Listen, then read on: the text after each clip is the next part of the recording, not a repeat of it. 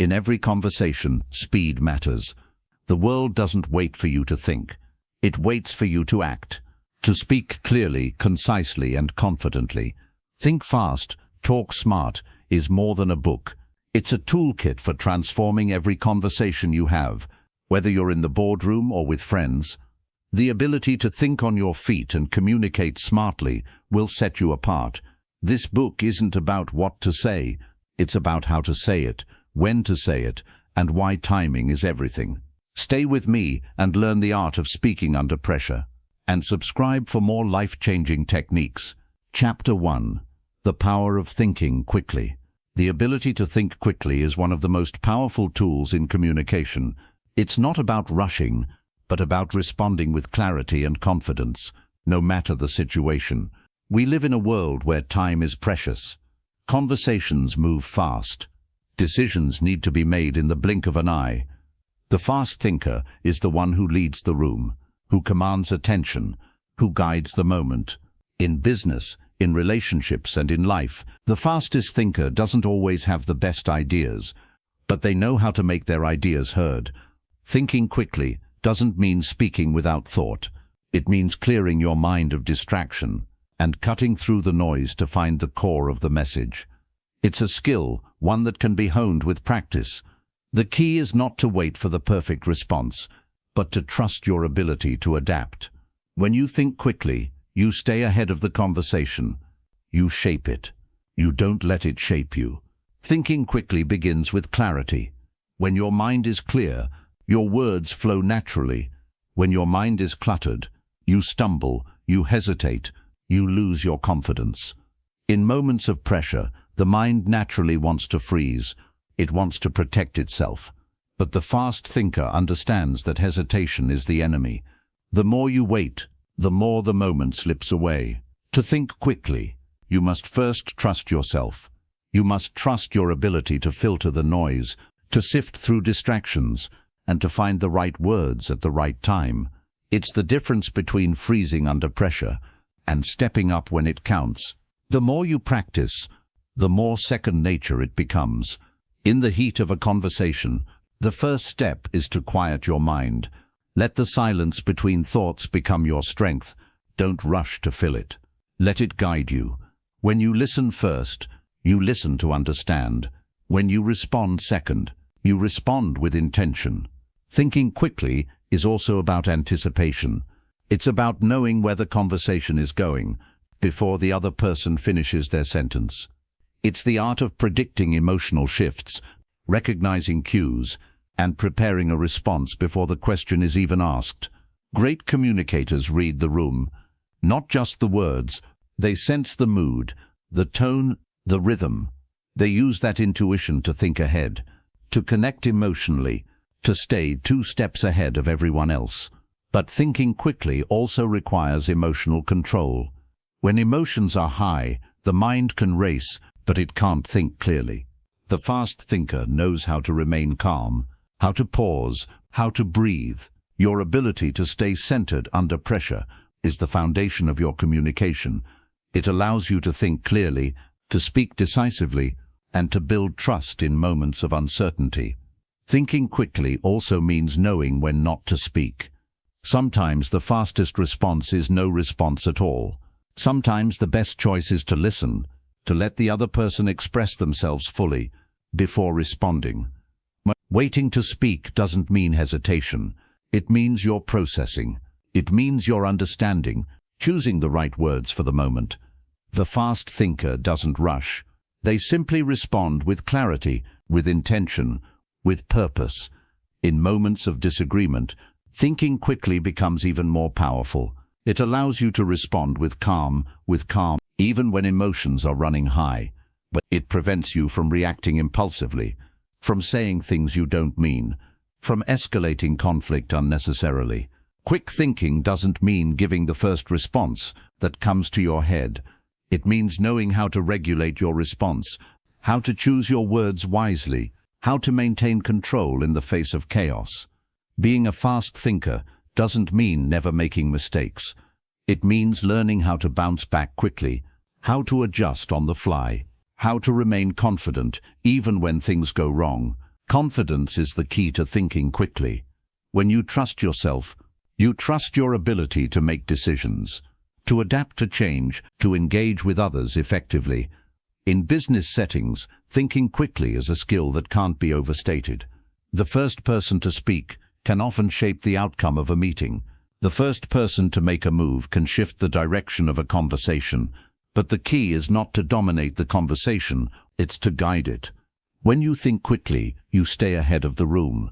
You present solutions, not problems. You offer clarity, not confusion. The speed of your thoughts shapes the speed of your success. Those who think quickly are seen as leaders, as experts, as people who can handle pressure with grace. But there's a catch. Thinking quickly requires mental flexibility. You must be willing to shift gears, to change direction, to embrace new ideas as they arise. You don't have to have all the answers, but you do have to have the courage to act, to make decisions, and to move forward with confidence. In a world that moves at lightning speed, the fast thinker has a distinct advantage. They can pivot in the moment. They can adapt to shifting environments. They can seize opportunities when others are still hesitating. The key is preparation. The more you prepare yourself mentally, the more quickly you can think in high-pressure situations.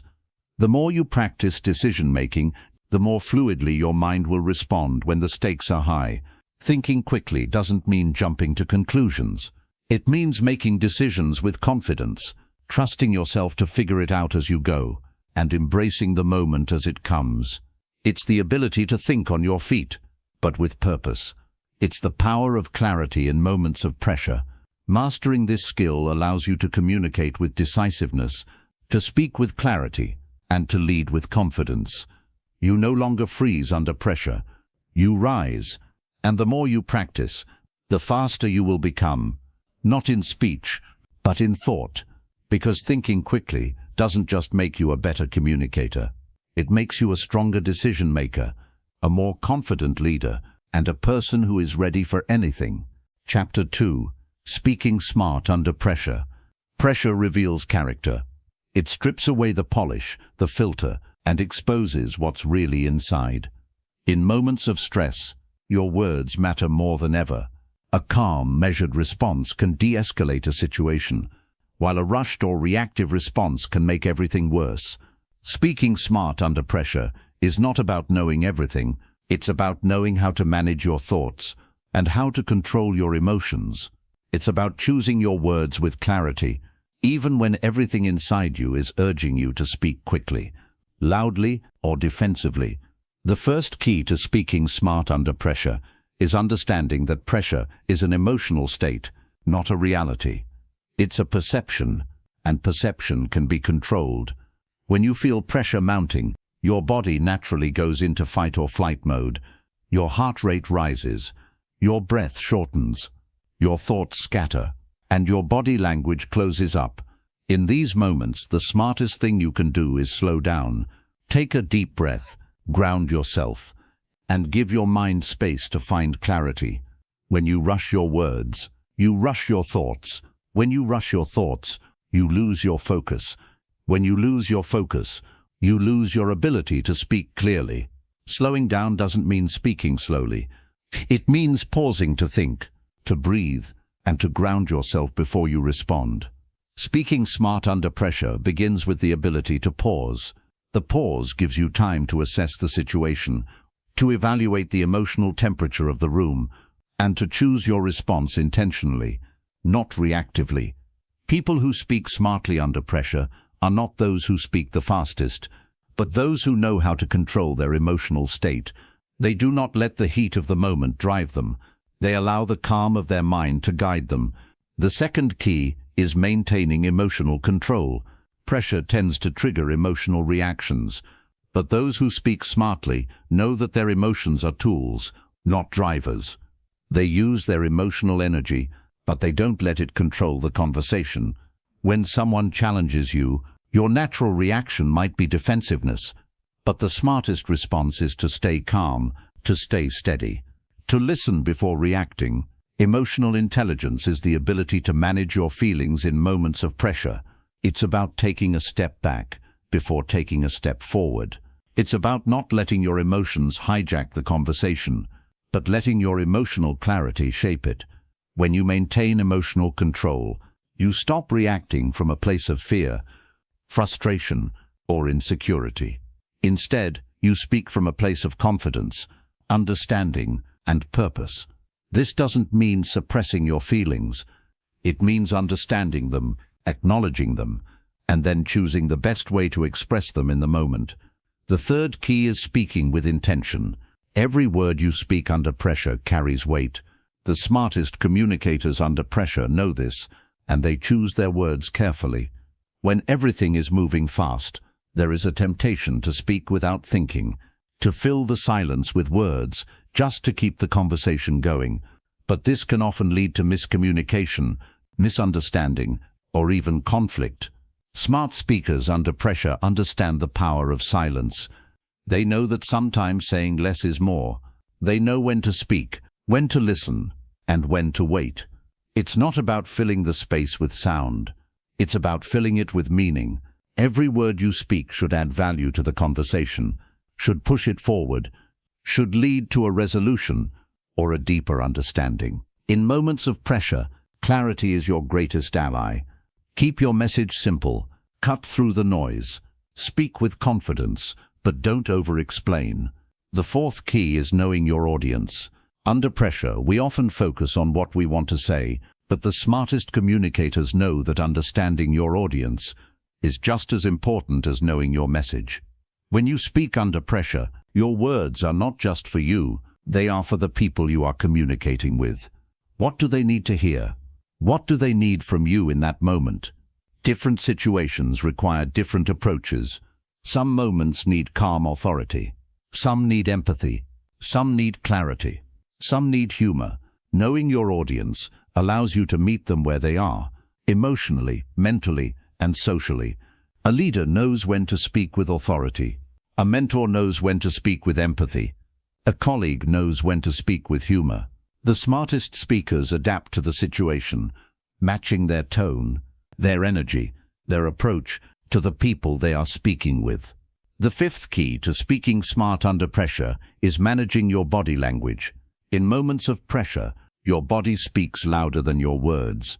A tense jaw, shifting eyes, crossed arms, these signals can create a wall between you and your listener, no matter how smart your words are. Being aware of your body language is crucial. Stand tall. Open your posture. Keep your breathing steady. Make eye contact.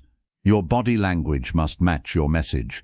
If your words are calm, but your body language is tense, the message gets lost. If your words are strong, but your body language is closed off, the message is undermined. When you control your body language, you control the way people receive your message. Your body becomes a powerful tool in reinforcing your words. Finally, the smartest communicators under pressure are those who embrace vulnerability. When pressure mounts, we often feel the need to appear strong, unshaken, in control. But true strength lies in vulnerability. It's okay to admit when you don't know something. It's okay to ask for clarification. It's okay to show that you are human. Embracing vulnerability under pressure creates trust. It opens doors. It builds relationships. It invites people to connect with you, not just your words. Being vulnerable does not mean being weak. It means being authentic. It means choosing honesty over ego. And this is one of the most powerful ways to communicate smartly under pressure. When you embrace vulnerability, you give others permission to do the same. This creates a safe space for communication, even in the most intense situations. Speaking smart under pressure is a skill. It's a skill built on emotional control, self-awareness, clarity, and confidence. It's a skill that can change the course of your career, your relationships, and your life. So the next time you find yourself under pressure, take a deep breath, pause, and trust that you have everything you need to communicate effectively. The power to speak smartly is already within you. You simply have to trust yourself and speak with intention. Chapter 3. Navigating difficult conversations with ease. Difficult conversations are the test of true communication skill. They are inevitable in life. We all face them, whether it's with a colleague, a friend, a boss, or a loved one. There are moments when the conversation becomes tense, uncomfortable, and emotionally charged. The smart communicator knows that it's not the difficulty of the conversation that matters. It's the way you navigate it. Navigating a difficult conversation with ease doesn't mean avoiding conflict. It means approaching it with the right mindset, the right tools, and the right emotional control. The first step to navigating these conversations is emotional awareness. When you're about to enter a tough conversation, you need to pause and assess your emotional state. How are you feeling? Angry? Frustrated? Defensive? Emotions are powerful drivers. If you don't recognize them, they will control the conversation. They will make your words sharper, your tone more forceful, your reactions quicker. Before you engage, take a breath. Give yourself a moment to reflect, to center yourself. Because when you're emotionally grounded, you can steer the conversation in a direction that doesn't spiral into chaos. The next step is clarity. Difficult conversations often become tangled in misunderstandings and assumptions. You can easily find yourself arguing about the wrong thing, missing the point, or worse, escalating the tension. To navigate with ease, you must be clear about what you want to achieve from the conversation. Is it resolution? Is it understanding? Is it a compromise? Know your goal before you begin speaking, and keep that goal in mind, even as emotions flare. When you are clear about your intent, your words are focused. You can speak without hesitation, without doubt, without defensiveness. Your clarity becomes a beacon in the conversation, helping to guide the exchange toward mutual understanding. One of the most powerful tools for navigating tough conversations is active listening. People in difficult conversations often fail to truly listen. Instead, they listen to respond, to defend, to justify. Active listening is different. It's about listening to understand, not to reply. When you actively listen, you give the other person space to express themselves fully. You listen to the words, but more importantly, you listen to the emotions behind those words. What is the other person feeling? Why are they upset? What do they really need from you in this moment? When you listen deeply, you allow the conversation to unfold. You don't interrupt. You don't jump to conclusions. You don't offer solutions before understanding the problem. By listening fully, you build trust.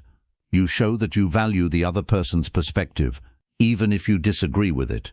Another key to navigating difficult conversations is emotional control.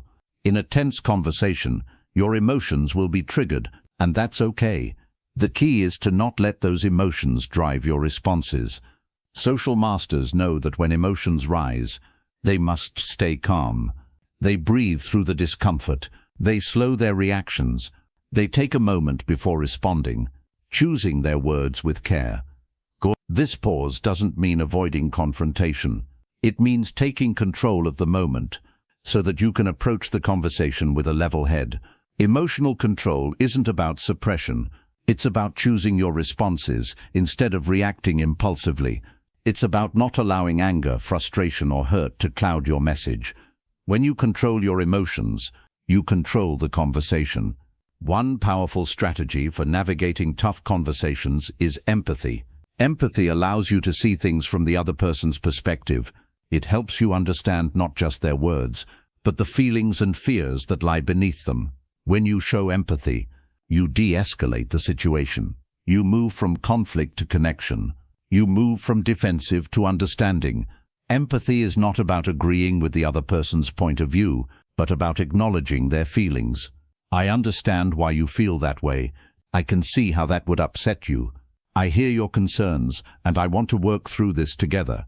These statements don't diminish your perspective.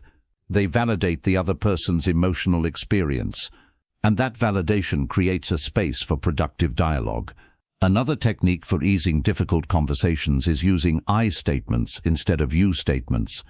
You statements can sound accusatory. They make the other person feel attacked. They put them on the defensive. I statements focus on your own feelings.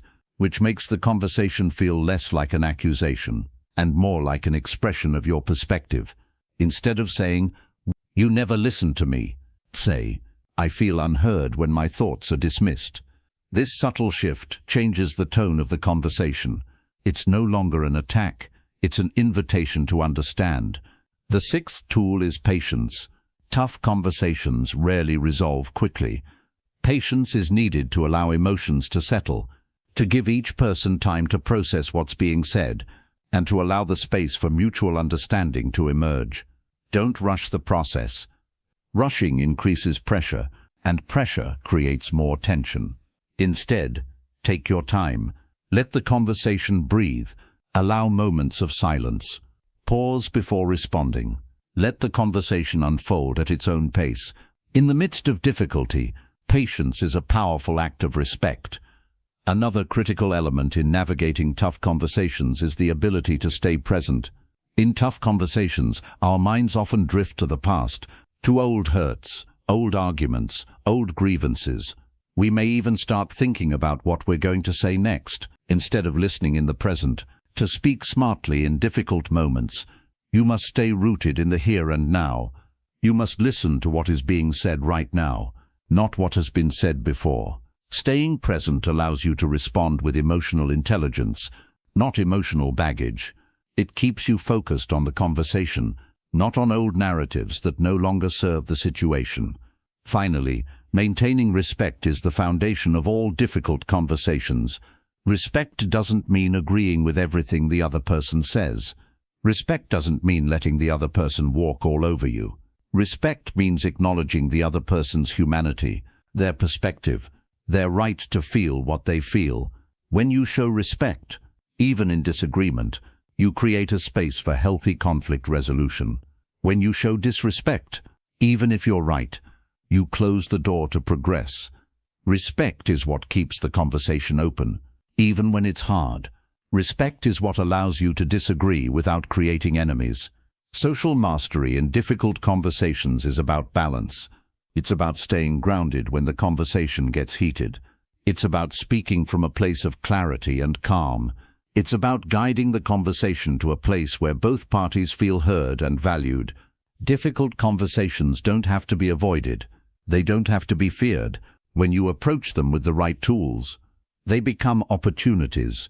Opportunities for growth, connection, and mutual understanding. And that is the power of navigating difficult conversations with ease. Chapter 4. Turning conflict into collaboration. Conflict is inevitable. It arises in every relationship, every workplace, every family, and every social setting. But conflict doesn't have to be destructive. When handled correctly, it can be the foundation of growth, innovation, and collaboration. The ability to turn conflict into collaboration is the mark of a true social master. It's the ability to see potential, even in disagreement, to create connection, even in tension. At the heart of every conflict is emotion. Someone feels hurt. Someone feels misunderstood. Someone feels threatened. The key to turning conflict into collaboration is understanding this emotional core. When emotions run high, reason runs low. People don't argue over facts. They argue over feelings. The first step in turning conflict into collaboration is emotional awareness. You must pause and assess the emotional temperature of the situation. Are people angry, frustrated, defensive, fearful? You can't move forward until you understand where the emotions are coming from. You can't solve the problem until you address the emotional cause. Most people react to conflict impulsively. They get defensive. They get angry. They start fighting for their position. But social masters know that reacting only fuels the fire. They pause. They breathe. They center themselves. This emotional awareness allows them to navigate conflict with calm, instead of reacting with chaos. The second step is listening, but not just to the words. You must listen to the emotions behind those words. People often say one thing, but feel another. They argue over details, but the real issue is emotional. When you listen to understand, not to respond, you start to hear the unspoken message. You hear the pain behind the anger. You hear the fear behind the frustration. You hear the need behind the criticism. Once you understand the emotional landscape of the conflict, you can respond appropriately. And that response can turn the conversation from division to connection. A key element of turning conflict into collaboration is empathy. Empathy is the ability to feel what the other person feels, to put yourself in their shoes, and to see the situation from their perspective. Empathy is not about agreeing with the other person's point of view. It's about acknowledging their feelings, their experience, their truth. When someone feels heard, they relax. When they feel understood, they open up. And when you approach conflict with empathy, you create space for collaboration.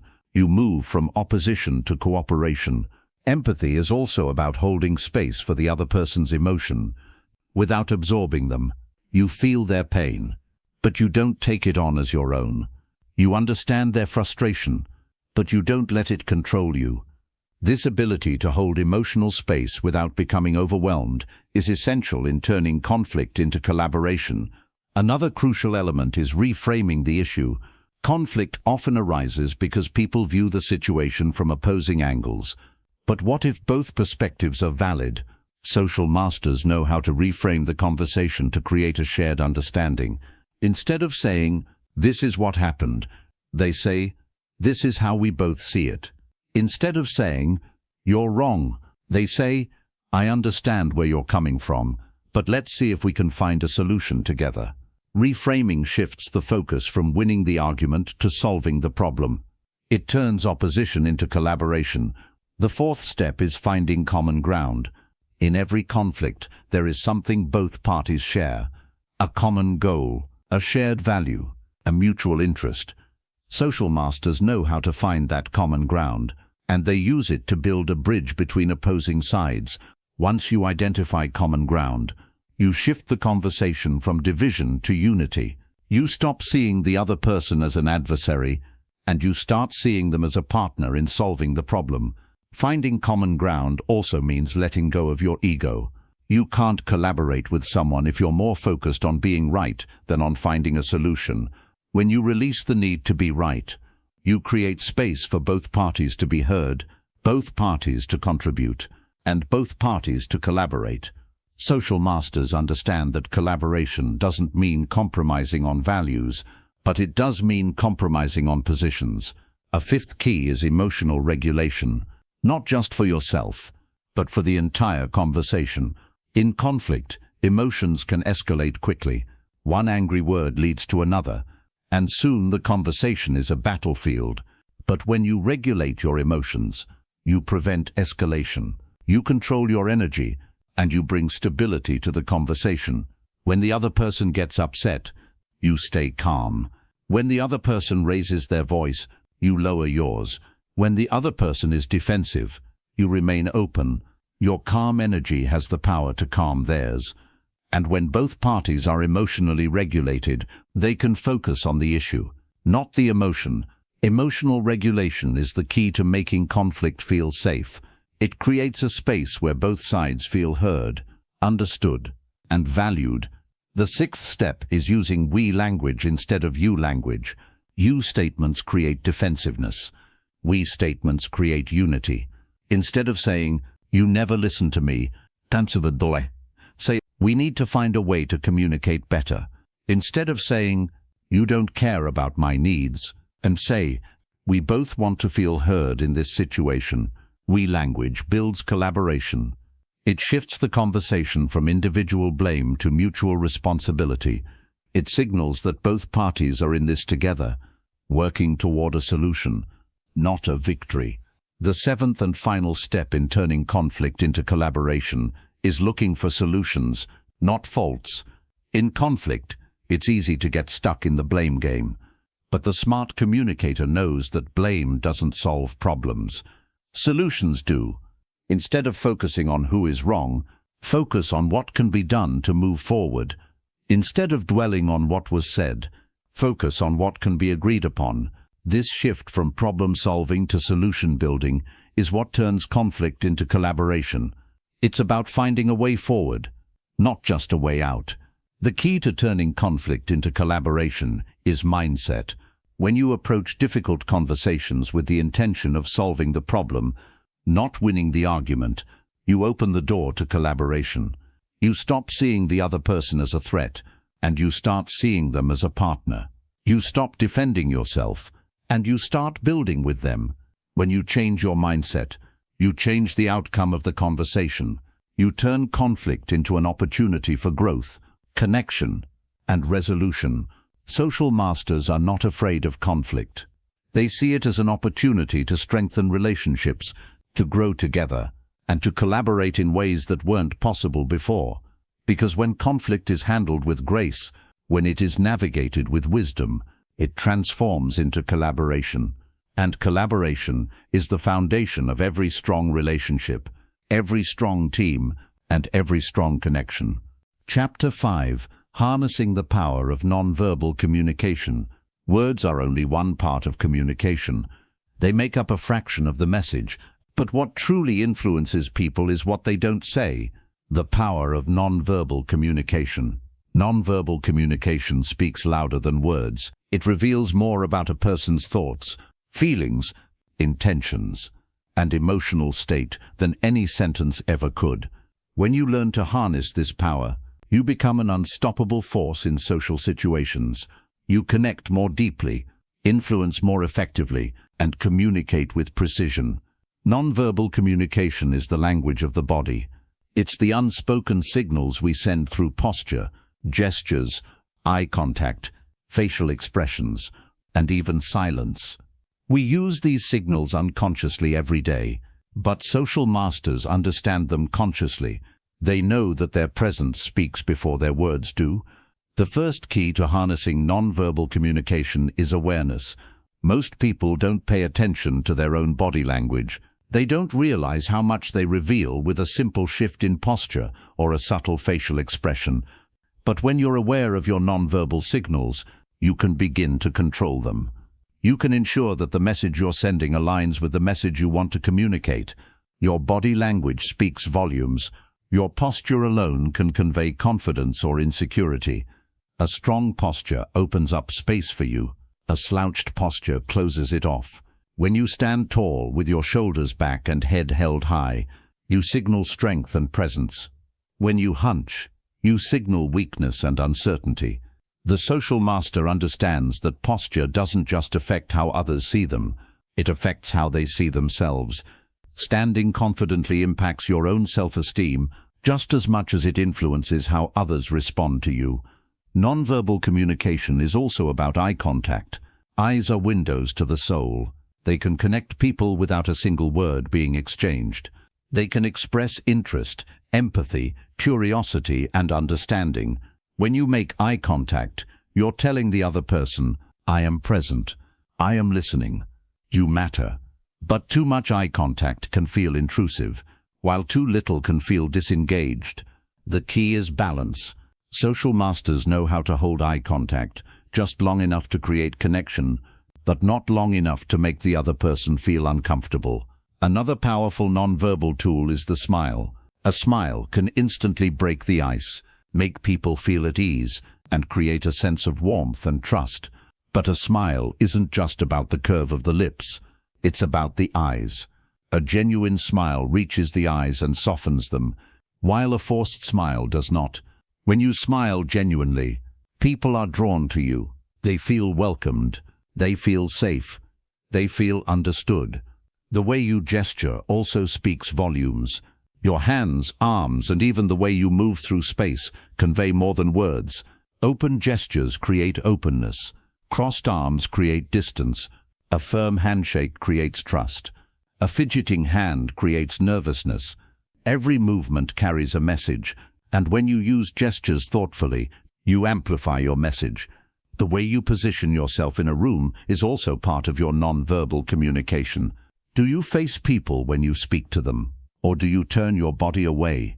Do you lean in to show interest? Or do you lean back to show detachment?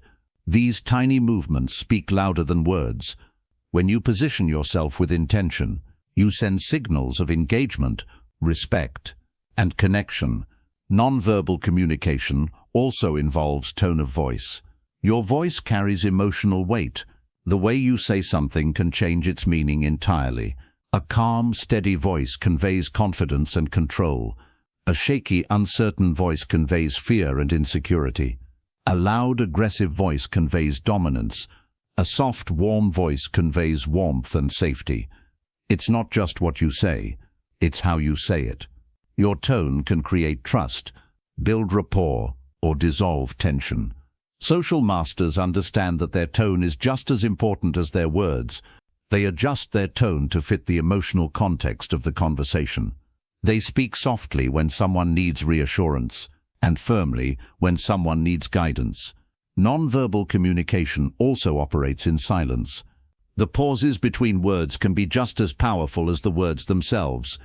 When you allow silence to breathe, you create space for reflection. You give the other person time to process, to think, to respond. Silence also holds weight in conflict. Instead of rushing to fill the silence with defensive words, the social master understands that sometimes the best response is no response at all. Let the other person's words sink in. Give them time to express themselves. Then speak with clarity, not emotion. The ability to master nonverbal communication also means understanding others' body language. You must become a keen observer of the people around you. What are their eyes telling you? Are their arms open or crossed? Are their bodies turned toward you or away from you? Are they leaning in or pulling back? Reading others' nonverbal cues allows you to respond accordingly. When someone is closed off, you soften your approach.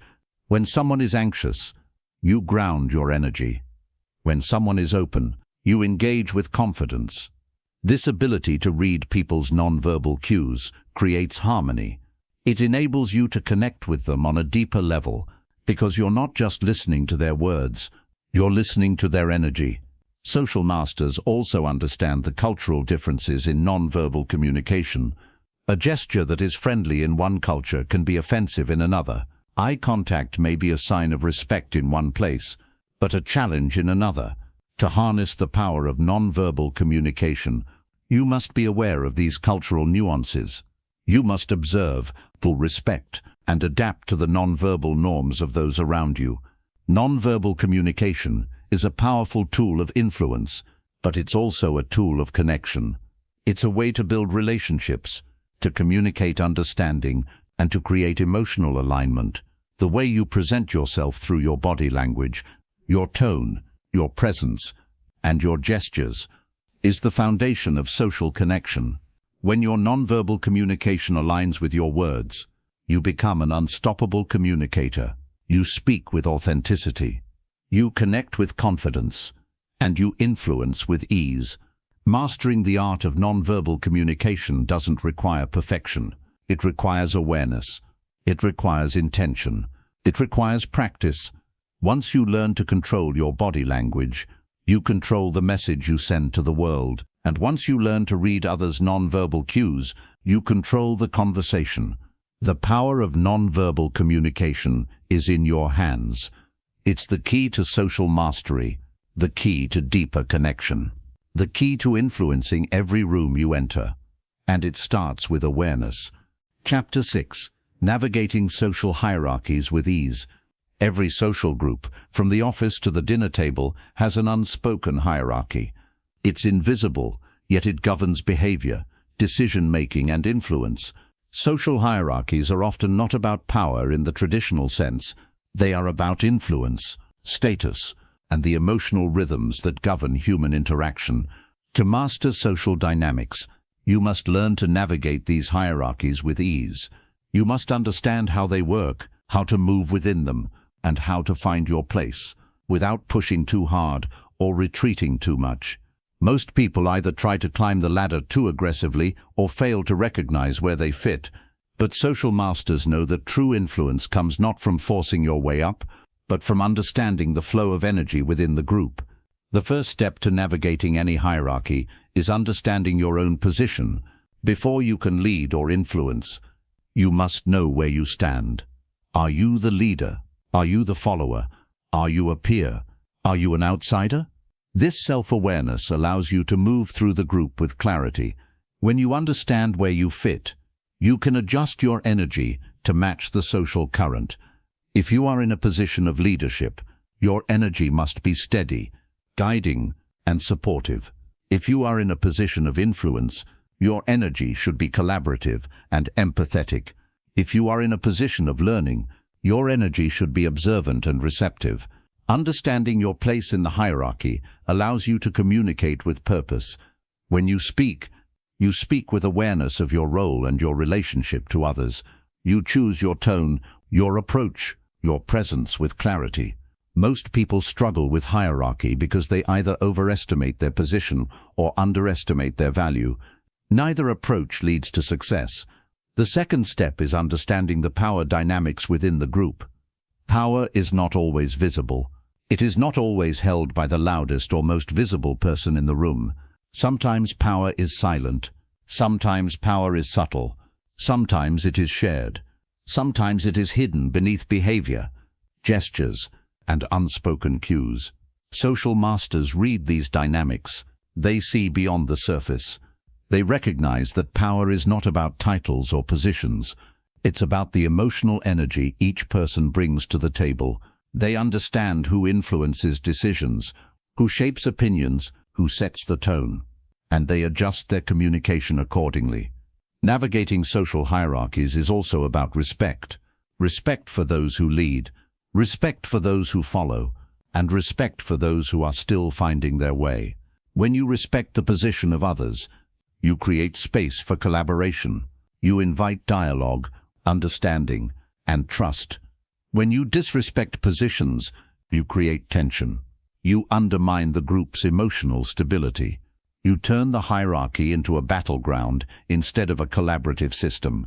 Recognizing and respecting the roles people play, whether they're the official leader or the quiet contributor, allows you to move with ease without creating unnecessary friction. Social masters understand that hierarchy is not about dominance, it's about collaboration. When you know your role and respect the roles of others, you create harmony.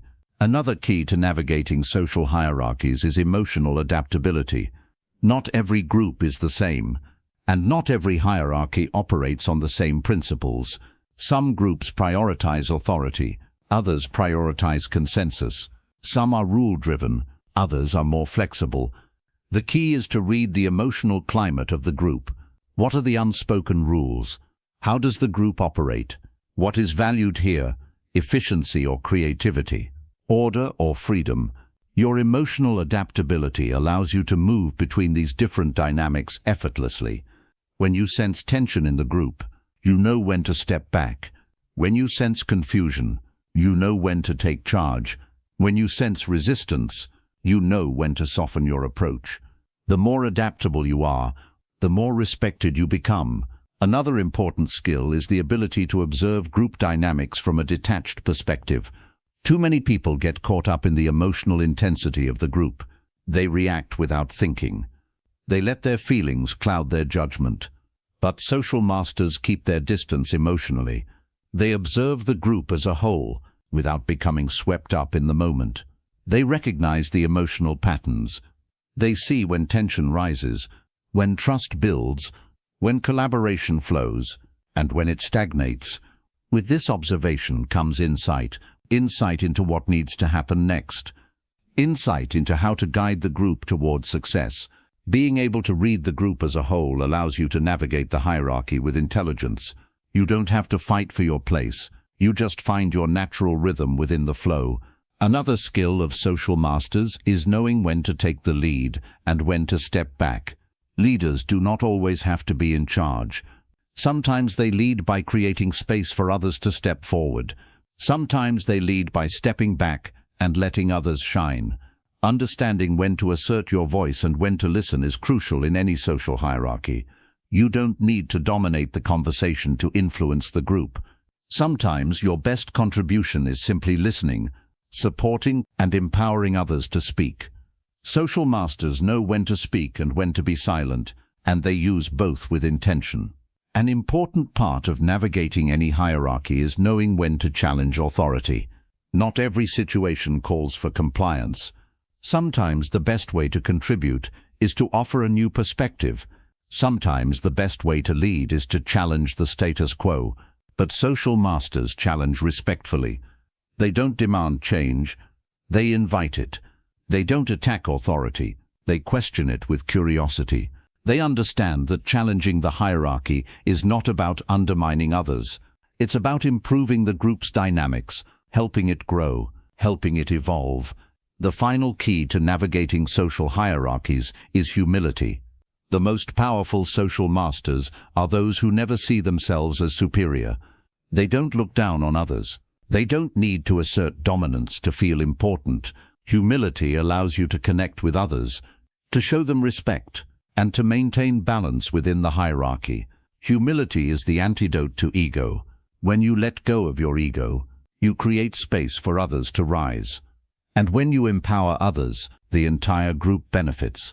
Social mastery is not about climbing the ladder at any cost. It's about finding your place, respecting others, and collaborating to create a stronger whole. When you understand your role within the group, and you respect the roles of others, you become a catalyst for collaboration. You create a flow where everyone can contribute, where every voice matters, and where the group's success is shared. Social hierarchies aren't about competition. They are about cooperation. They are about understanding the emotional landscape of a group, moving within it with grace, and contributing to its growth. Mastering this skill transforms your presence. You stop fighting for power. You start creating power together. This is how social masters navigate hierarchies. They find their rhythm, respect the flow, and guide the group with emotional intelligence. And in the process, they become the force that shapes the group's success. Chapter 7. Mastering Influence in Group Dynamics. Influence is the subtle force that guides groups. It's not always about being the loudest or the most forceful. True influence is the quiet power that shapes opinions, decisions, and actions. In every group, whether in the workplace, a social circle, or a family, there are forces at play beyond words. These forces are the emotional currents that determine how people feel, what they believe, and what they ultimately do. Mastering influence in group dynamics is about understanding these currents. It's about reading the emotional landscape of the group and guiding it with precision and purpose. Influence begins with awareness. You can't influence what you don't understand. So the first step is to understand the group itself. What drives the group? What does the group value? What are the unspoken rules? What are the hidden tensions? Every group has its own energy, its own unique rhythm. Some groups are collaborative, others are competitive. Some are open and transparent, while others are guarded and secretive. Some are driven by shared goals, while others are driven by individual needs. To master influence, you must first learn to read this energy. You must understand what motivates the group as a whole and what drives its members individually. Influence is not about manipulating others to get what you want. It's about aligning your intentions with the needs of the group and guiding the group toward its greatest potential. It's about becoming the force that channels the group's collective energy toward a common goal. The second step is emotional attunement. Groups are driven by emotions, and those who understand the emotional currents of a group hold the greatest power. Emotional attunement is the ability to sense what the group is feeling, even if those feelings are not explicitly expressed. When you understand the group's emotional landscape, you can influence the direction of the conversation, the decisions made, and the energy in the room. You can shape the group's response to challenges and guide it toward solutions that benefit everyone. Mastering influence is about matching your energy with the group's energy. When the group is tense, you bring calm. When the group is low in energy, you bring warmth. When the group is unsure, you bring clarity. When the group is divided, you bring unity. This attunement allows you to guide the group without forcing anything. It's the art of working with the natural flow of the group, not against it. Another key element of influence is credibility. You can't influence a group if they don't trust you. Credibility is built on consistency, integrity, and authenticity. Social masters understand that credibility is earned over time. It's earned by showing up, by being reliable, and by consistently aligning your words with your actions. When you are credible, people listen. They trust your judgment. They follow your lead. But credibility is not just about being reliable. It's also about being emotionally intelligent. People trust those who understand their emotions, those who acknowledge their feelings, who validate their concerns, who create a space for their voices to be heard. Social masters don't just influence through logic or force. They influence through emotional connection. They connect with the group's heart, and in doing so they create a deep bond of trust. Influence is also about timing, knowing when to speak, when to step back, and when to let others take the lead. Social masters understand that timing is the invisible hand that guides conversations. They know when to step in with their ideas, when to listen, when to ask questions, and when to let the group explore its own solutions. Timing is about knowing when the group is ready for input and when it needs space. It's about creating opportunities for collaboration without forcing them. It's about allowing the group to find its own rhythm and flow and guiding it when necessary. The ability to influence a group also comes from knowing when to challenge it. Groups don't always have the best solutions. They don't always see things clearly. Sometimes influence requires presenting a new perspective, challenging assumptions, and pushing the group out of its comfort zone. But challenging a group requires finesse. It's not about being confrontational or dismissive. It's about asking the right questions, offering the right alternatives, and framing the challenge in a way that encourages growth rather than resistance. The most effective leaders and influencers know how to challenge the status quo without alienating the group. They push the group to think bigger, to consider new ideas, to step outside their comfort zones, but they do it in a way that inspires, not frustrates. Another element of influence is vision. A group will follow those who inspire them with a clear, compelling vision. Social masters know how to articulate the vision in a way that resonates with the group's values and goals. Influence is about shaping the group's direction, helping it move toward a goal that everyone believes in. When you communicate a vision clearly, when you show the group the bigger picture, you give them something to rally behind. Vision creates unity. It pulls the group together. It gives people a sense of purpose.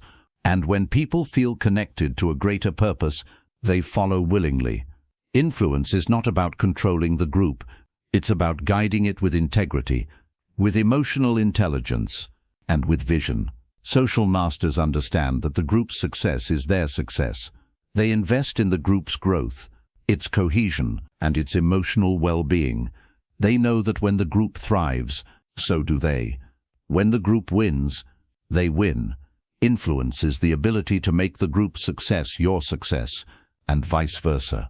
One of the most powerful ways to influence a group is through collective empowerment. The greatest social masters don't just lead, they empower others to lead. They encourage others to take ownership of their roles, their ideas, their actions. They create space for everyone to contribute, and in doing so, they elevate the entire group. Empowerment is the secret to sustainable influence. When you empower others, you create a ripple effect of leadership. You create a group of people who are not just following you, they are following the vision, the energy, the ideas that you've collectively built together. Influence is a force that grows stronger through collaboration. It is not about individual glory. It is about collective success. As you move through any group dynamic, remember this. Influence is not about asserting control. It's about creating alignment. It's about creating a space where ideas flow freely, where emotions are respected, where people feel safe to speak their truth, and where collaboration becomes second nature. Social mastery isn't about dominance. It's about creating an environment where everyone's voice is heard, where everyone feels valued, and where the group's collective energy is channeled toward a common purpose. When you master influence in group dynamics, you become the quiet force that moves the group forward, shaping its success, guiding its energy, and leading it to a place of growth and collaboration. This is the power of influence. subtle, steady, and powerful. Chapter 8: The Art of Emotional Regulation in Social Situation. Emotions are a powerful force in communication. They can either strengthen your message or derail it completely. The difference between success and failure in social situations often lies in your ability to regulate your emotions. Emotional regulation isn't about suppressing your feelings. It's about understanding them, controlling how they affect your behavior, and choosing how to express them in the moment. In every conversation, there is an undercurrent of emotions. Even when no words are spoken, the emotional tone of the interaction speaks volumes. Social masters know this. They don't allow their emotions to control them. Instead, they understand their emotions and use them intentionally, shaping the flow of conversation with skill and grace. Emotional regulation begins with awareness. The first step is to recognize what you're feeling. Are you angry, frustrated, nervous, excited? Most people are unaware of their emotional state until it's too late. They react without thinking, letting their feelings control their responses. But when you're aware of your emotions, you can choose to respond with intention, not reaction. The second step is to pause. In moments of emotional intensity, the instinct is to react quickly, but the smart communicator knows that reacting too quickly leads to mistakes. Pause before you speak. Pause before you act. This brief moment gives you the time you need to process your feelings, to assess the situation, and to choose the best way to respond. The pause creates space between your emotions and your actions, allowing you to control the moment rather than letting the moment control you. When you pause, you take the emotional temperature of the situation.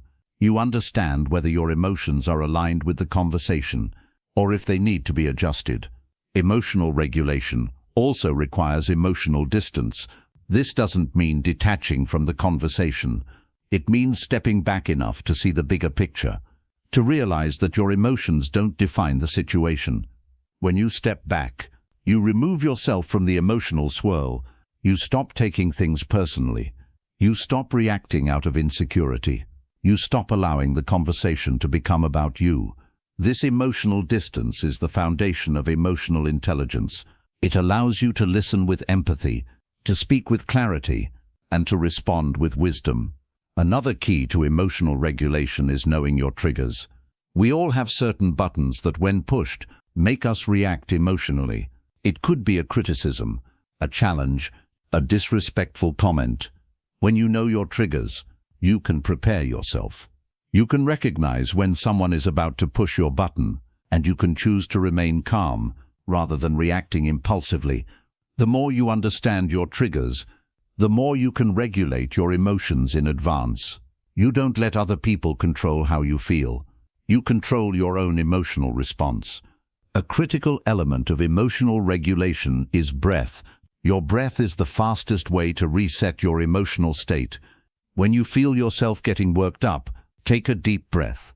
Feel the air fill your lungs, hold it for a moment, and slowly release it. This simple technique signals your body to relax, calming your mind and emotions. Breathing resets your nervous system, giving you the space you need to regain control. When you breathe deeply, you also ground yourself. You become present in the moment, instead of being overwhelmed by emotion. Another important aspect of emotional regulation is managing your tone. Your voice is a powerful tool in communication. When you speak from an emotional place of agitation, your tone becomes sharp, tense, and uninviting. But when you regulate your tone, you communicate control, calm, and confidence. Even in moments of frustration, when you speak with a steady, calm voice, the other person feels less threatened. Your calmness becomes contagious, creating space for a more productive conversation. Your tone reflects your inner emotional state. When you feel centered, your tone is steady and even. When you feel anxious or defensive, your tone becomes erratic and shaky. By mastering your tone, you master the emotional direction of the conversation. In moments of emotional intensity, it's also important to acknowledge the other person's emotions. When you're in a tough conversation, the other person may be feeling angry, hurt, or misunderstood. When you acknowledge their feelings, you create a space for them to feel heard. You validate their experience, which helps to calm the emotional tension. A simple phrase like, "I can understand why you'd feel that way," or "I hear you and I see your frustration," can diffuse a tense situation instantly. Acknowledging their emotions doesn't mean agreeing with them. It means recognizing that their feelings are real and that their experience is valid. Another important aspect of emotional regulation is empathy. Empathy allows you to step into the other person's shoes, to feel their emotions, and to understand their perspective. When you practice empathy, you stop reacting from your own emotional needs and you start responding to the other person's needs. You become more attuned to their feelings, and you communicate in a way that respects those feelings. Empathy is not just about being nice, and it's about creating emotional alignment. When you align with the other person's emotions, you break down barriers. You create connection. It's important to recognize that emotional regulation isn't about suppressing your feelings. It's about expressing your feelings in a healthy, productive way. You don't bottle up anger or frustration. You acknowledge those feelings, process them, and express them in a way that contributes to the conversation. If you don't express your emotions constructively, they will eventually burst out in unhealthy ways. But when you process your emotions before speaking, you prevent outbursts. You prevent unnecessary conflict. You prevent saying things you'll later regret. Emotional regulation also involves knowing when to disengage. Not every situation requires your emotional energy. Sometimes the best response is to walk away, to take a break, and to come back when you're in a more balanced state. When you recognize that you're too emotionally charged to continue the conversation productively, it's a sign of emotional maturity to step back. You're not avoiding the conversation. You're giving yourself time to process and regulate, and this pause often results in a more productive conversation when you return. At the heart of emotional regulation is self-awareness. You must know your emotional landscape. What triggers you? How do you respond to stress? What are your emotional patterns? When you understand yourself, you can control how your emotions manifest in social situations. You can adjust your response to align with the situation, not with your instinctive reaction. The more aware you are of your emotions, the easier it becomes to regulate them. You become less reactive and more intentional. Finally, emotional regulation is a practice. It's not something you master overnight. It takes time, patience, and consistent effort. But the more you practice, the easier it becomes to stay centered, calm, and emotionally balanced in any situation. When you master emotional regulation, you become a powerful communicator. You speak with clarity, you listen with empathy, and you navigate social dynamics with grace. Emotional regulation is the key to unlocking your social potential. It gives you control over your interactions, your relationships, and your personal growth.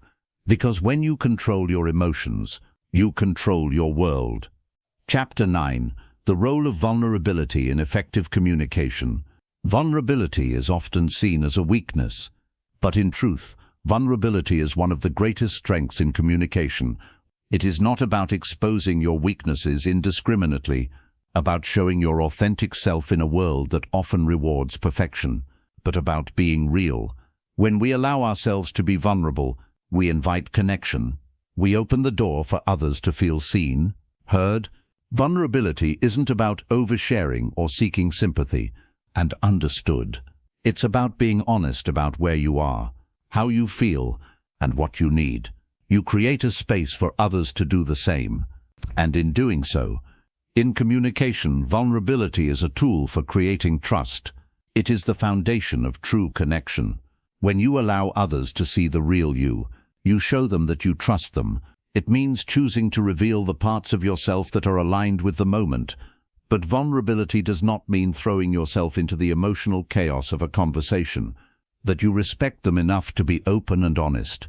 And that serves to build deeper understanding.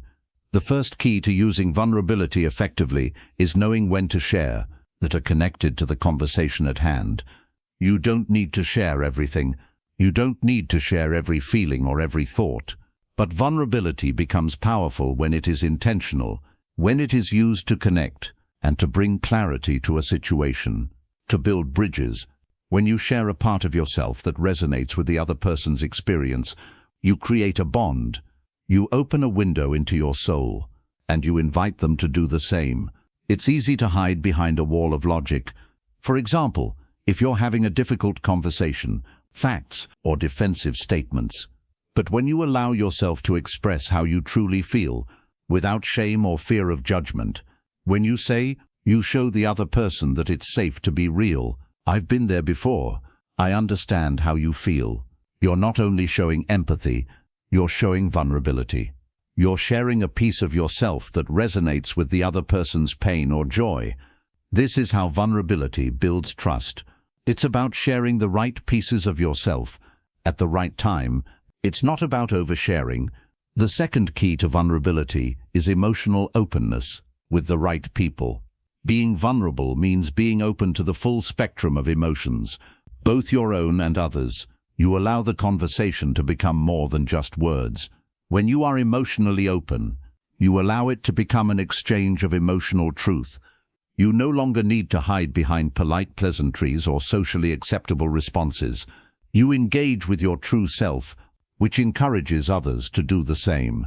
Vulnerability in communication also means accepting the possibility of discomfort. It's about showing up in a space where things might not go according to plan, where you might not have all the answers, and where you might face rejection or misunderstanding. But it's this willingness to face discomfort that opens up real connections, because when you allow yourself to be vulnerable, you free yourself from the fear of judgment. You allow yourself to be human. And when you're human, people connect with you in a way they can't, with perfection. People relate to flaws, to struggles, to victories, to real emotions. The third key is consistency. Vulnerability isn't a one-time thing. It's a practice. It's about showing up consistently, with openness, with honesty, and with the willingness to share what matters. When you are vulnerable consistently, you create a pattern of trust. People begin to expect authenticity from you. They know that when you speak from the heart. They know that when you listen with empathy and understanding. Vulnerability requires courage. It requires you to step into uncomfortable spaces, but it also creates freedom. Freedom from the fear of being judged. Freedom from the pressure of perfection. Freedom to express your true self. And when you allow others to be vulnerable with you create a space for open communication. You create a space where real conversations happen, where problems are solved, where connections are made. The fourth key to vulnerability is knowing how to set boundaries. Being vulnerable does not mean you have to share everything with everyone. There are moments when you need to hold back. There are times when you need to protect your emotional energy. Social masters know when to be open and when to maintain privacy. Vulnerability should always be used strategically, with the right people, at the right time, and for the right reasons. Boundaries are not walls. They are guidelines for emotional safety. And when to hold back. You decide how much you reveal. Boundaries allow you to protect your emotional well-being while still being open. The fifth key is emotional resilience. Vulnerability requires resilience, the ability to be open without becoming emotionally overwhelmed. When you allow yourself to be vulnerable, you expose yourself to the potential of hurt, misunderstanding, or rejection. But emotional resilience allows you to recover from these moments quickly. It's about not letting the negative feedback affect your core sense of self. It's about bouncing back from criticism, from rejection, and from misunderstanding. It's about maintaining your self-worth, no matter the reaction you receive. Social masters are resilient. They understand that vulnerability is a strength, and that even in the face of adversity, they can remain true to themselves. Emotional resilience doesn't mean you won't feel pain. It means you won't let that pain dictate your actions. You won't close yourself off just because someone didn't understand. You won't shrink back because someone judged you. Instead, you'll learn, you'll grow, and you'll keep showing up as your authentic self. The sixth key is empathy in action. Empathy is at the heart of vulnerability. When you allow others to see your true self, they are more likely to show their true selves in return. But empathy isn't just about understanding. It's about acting on that understanding. It's about responding in a way that validates the other person's emotions and helps them feel seen and heard. When you practice empathy, you create a space where both parties can be vulnerable together. This shared vulnerability forms a strong bond, a connection that transcends words. The more you practice vulnerability in your communication, the easier it becomes to connect with others. The more you allow yourself to be open, the more others will feel safe to open up in return. And when that happens, the possibilities for true connection are endless. Vulnerability is not weakness. It is the strength to be yourself, to stand in your truth, and to allow others to do the same. In every conversation, vulnerability invites depth. It invites connection. It invites understanding. When you harness the power of vulnerability, you unlock the true potential of your communication. You move beyond surface-level exchanges and create authentic, meaningful relationships. And that is where the magic of communication happens, in the space where both people show up, fully human, fully real, and fully connected. Chapter 10. The final key to social mastery, self-awareness and reflection. Self-awareness is the cornerstone of social mastery. It is the ability to observe your thoughts, emotions, and behaviors, and understand how they impact others. Without self-awareness, communication is like sailing a ship without a compass. You move, but you never know where you're headed. Self-awareness gives you direction, clarity, and purpose. In social interactions, it's not just what you say that matters. It's how you say it, why you say it, and the energy you bring to the conversation. And none of this is possible without first understanding yourself. Self-awareness begins with the ability to observe yourself. Most people go through life on autopilot, reacting to situations without stopping to consider their internal state. But social masters know that every interaction is an opportunity to reflect. They pause before responding. They check in with their emotions, and they adjust their reactions based on what they learn. It starts with asking yourself, what am I feeling right now? Why am I feeling this way? How is this emotion affecting my behavior? These questions allow you to identify your emotional triggers, your patterns of behavior, and your underlying beliefs. They help you recognize what drives you, what motivates you, and what might be influencing your responses in ways you don't realize. Self-awareness also means understanding your strengths and weaknesses. What are you naturally good at? Where do you struggle? What emotional responses come easily to you, and which ones require more effort to manage? The more you understand yourself, the more you can control how you show up in social situations. You can leverage your strengths and actively work on improving your weaknesses.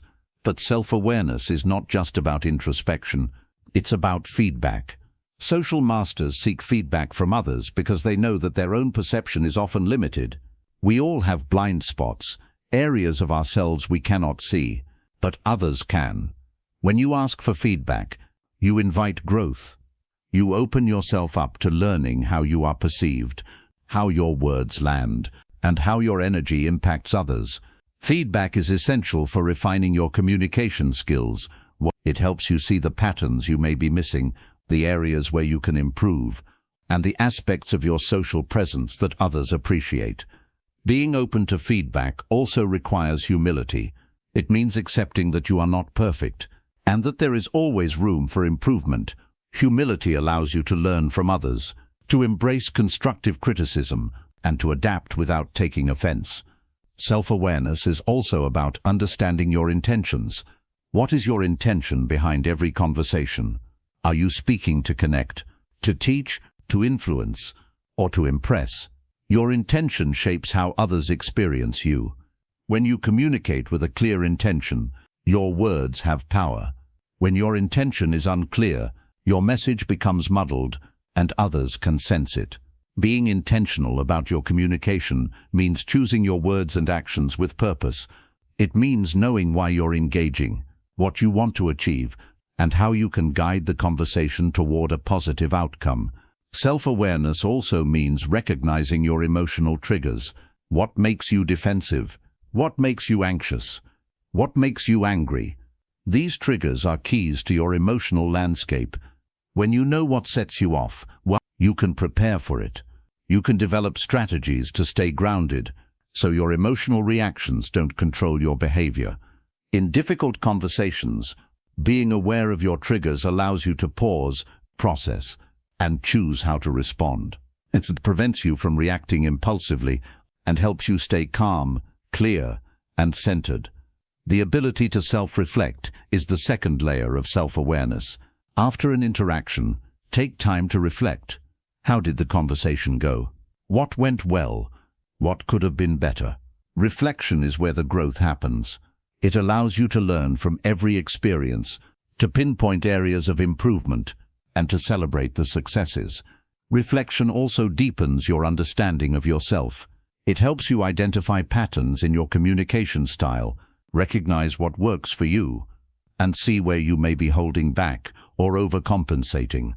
When you reflect on your conversations, you bring awareness to the subtle details that others might miss. How did your body language contribute to the conversation? Did your tone match your message? Were you fully present or distracted? Social masters take the time to reflect because they know that this is how they improve. They don't wait for perfect moments. They make every moment an opportunity to grow. Self-awareness also involves knowing your values. What is most important to you? What principles guide your decisions? When your actions align with your values, your communication becomes more authentic, more powerful, and more aligned with your true self. People are drawn to those who communicate with integrity. Knowing your values gives you the confidence to speak your truth, even when it's difficult. It helps you stay grounded in your beliefs, while remaining open to others' perspectives. Self-awareness is not a one-time achievement. It's a lifelong practice. The more you learn about yourself, the more you grow as a communicator. You become attuned to your emotional responses, you become skilled at regulating your behavior, and you become more intentional in every conversation. But self-awareness also requires self-compassion. We are all works in progress. No one is perfect, and no one communicates perfectly every time. When you make mistakes, be kind to yourself. Learn from them and use them as opportunities to grow. Social masters don't expect perfection from themselves. They expect growth, learning, and self-improvement. They know that communication is an art, and like any art, it takes time, practice, and reflection to master. The most powerful communicators are those who know themselves the best.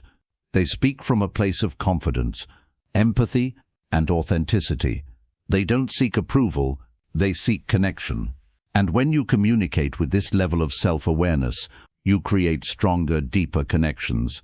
You influence with integrity, and you build trust effortlessly. Self-awareness is the final key to social mastery. It's the tool that helps you navigate complex social dynamics, the compass that guides you through difficult conversations, and the foundation that allows you to communicate with clarity, confidence, and purpose. When you understand yourself fully, you understand others more deeply. You communicate with purpose. You connect with authenticity, and you become the kind of communicator who shapes the world around you, not by force, but by presence.